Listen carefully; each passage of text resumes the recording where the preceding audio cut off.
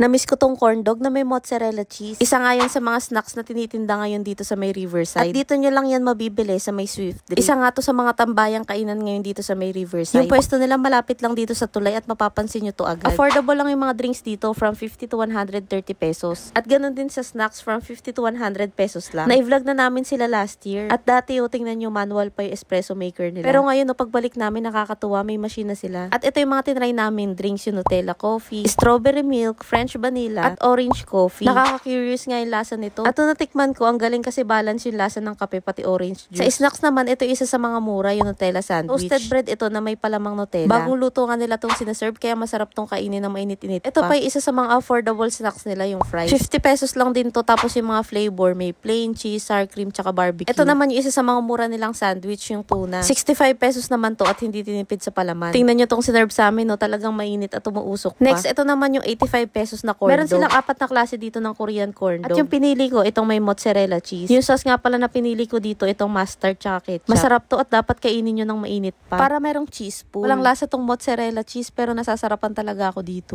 Next, ito naman yung overload fries at cheesy nachos. Parehas tong tig 100 pesos. Parehas itong may toppings na giniling na beef, cheese sauce, at grated cheese. Sa nachos, yung chips nito may flavor na. Marami na rin yung serving nito para sa 100 pesos. Talagang affordable at masarap ang food and drinks dito sa may Swift. Kaya naman dito na rin kayo mag-ayaan magtutropa.